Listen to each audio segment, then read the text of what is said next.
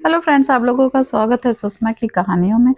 आज मैं आप लोगों को एक ऐसी कहानी सुनाने जा रही हूँ जो कि बहुत ही बड़ी, बहुत ही अच्छी सीख देगी। एक बार एक गांव में एक साधु रहता था जो भगवान पर बहुत ही विश्वास रखता था। एक बार वह साधु पेड़ के नीचे बैठा था और भगवान को याद कर रहा था, तपस्या कर रहा था। तो अचानक वहां बाढ़ आ गई। चारों तरफ पानी ही पानी हो गया। सब लोग अपने आप को बचाने के लिए कोई पहाड़ की तरफ भाग रहा है, कोई ऊपर की तरफ भाग रहा है, तो कोई कहीं भाग रहा है। सब मतलब भगदड़ सी मच गई। तो उनमें से एक आदमी ने देखा कि इस हालत में जो साधु जी थे वो भगवान की तपस्या कर रहे हैं। वह उसने सोचा कि ये अपने आप को बचाने के लिए इधर उधर क्यों नहीं जा रहे हैं।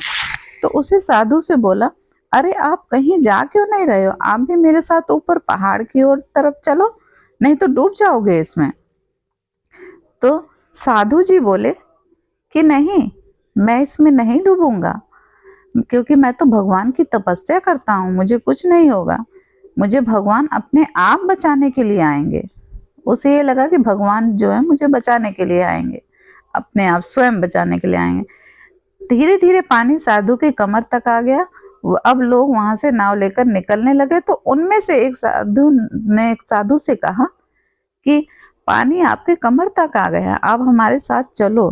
साधु ने कहा कि नहीं नहीं, भगवान मुझे अपने आप बचाएगा। और वह नाव वाला भी वहां से निकल गया। साधु जी नाव वाले के साथ भी नहीं गए, वो भी मौका उन्होंने गंवा दिया। एक हेलीकॉप्टर वाला साधु के पास आया, जो कि आखिरी हेलीकॉप्टर था। साधु के पास नीचे रस्सी फेंकी और बोला, इसे पकड़ो और ऊपर आ जाओ फटाफट। तो नहीं, आप डूब जाओगे, ये आखिरी हेलीकॉप्टर है और आपके पास में कोई दूसरा रास्ता नहीं है बचने के लिए। तो साधु ने कहा, नहीं नहीं, आप अपनी रस्सी वापस खींच लो, आप चले जाओ। मुझे भगवान ऊपर ऊपर जो है पूरा भरोसा है। मैं भगवान के ऊपर पूरा भरोसा करता हूँ, वह मुझे बचाने के लिए खुद स्वयं आएंगे।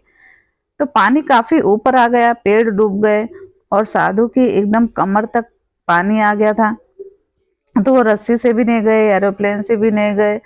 तो उन्होंने ऐसे पूरा ऊपर आते आते साधु जी डूब गए और डूबने से क्या हुआ, उनकी मौत हो गई।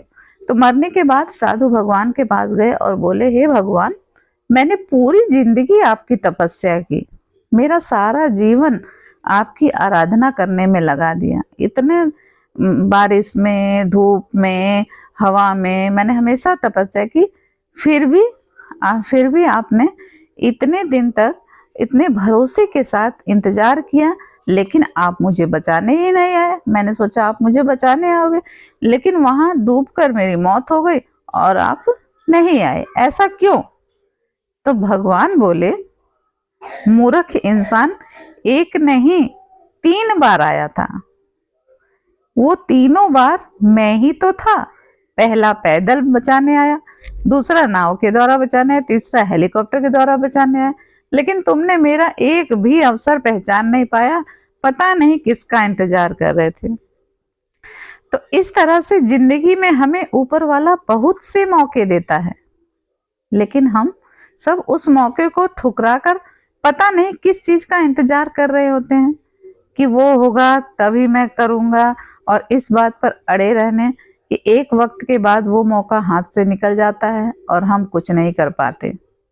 तो किसी भी अच्छे समय का इंतजार मत करो। जो भी करना है सही समय देख के आज और अभी से ही शुरू कर दो। आज का काम कल पर मत टालो। तो प्लीज़, अगर मेरी ये कहानी आप लोगों को पसंद आई हो तो प्लीज़ लाइक, शेयर और सब्सक्राइब जरूर कीजिएगा। आपका ये चैनल देखने के लिए बहुत ही बहुत धन्यवाद।